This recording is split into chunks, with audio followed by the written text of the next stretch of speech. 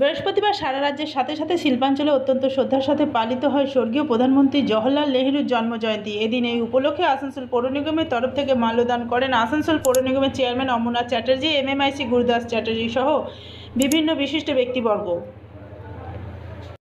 Green Asansol, clean Asansol.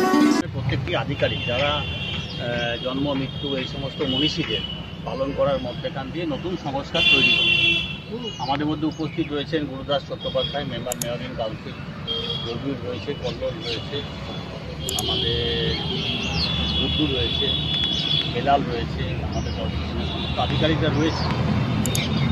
পৃথিবীর যত রাষ্ট্রীয় নেতা আছেন বা প্রধানমন্ত্রী আছেন বা প্রেসিডেন্ট আছেন, একমাত্র ভারতবর্ষের প্রধানমন্ত্রী জওহরলাল নেহরু ভারতবর্ষের স্বাধীনতা লাভের পরেই খুব স্বল্প সময়ের মধ্যে 7খানা আয়রন ফ্যাক্টরি করেছিলেন, যেটা কোনো প্রধানমন্ত্রী বা কোনো প্রেসিডেন্ট আজ পর্যন্ত করে উঠতে পারেনি। এটাই হচ্ছে জওহরলাল নেহরুর সেই সময়টা সবথেকে বড় অবদান।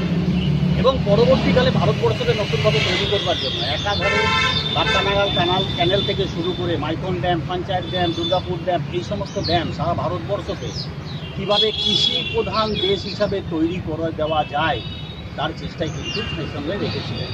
একদিকে ইন্ডাস্ট্রি ডেভেলপমেন্ট, একদিকে কৃষি ডেভেলপমেন্ট, যেটা আমাদের কাছে আজকে স্বপ্ন হয়ে দাঁড়িয়ে রয়েছে। পরবর্তীকালে ইন্দিরা গান্ধীর পঞ্চবার্ষিকী পরিকল্পনার মাধ্যমে চেষ্টা করেছিলেন কৃষির আরও ব্যাপকভাবে উন্নয়ন করতে এই সমস্ত ক্যানেলগুলো।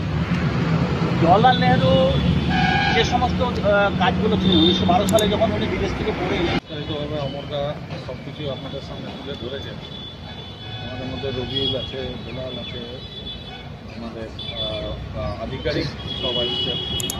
আজকে জওহরলাল নেহরু উপলক্ষে সমস্ত আসানসোলবাসী, দেশবাসীকে আমরা শ্রদ্ধার সঙ্গে এই দিনটি পালন করে থাকি প্রত্যেকবার। তাই সবাইকে ধন্যবাদ জানিয়ে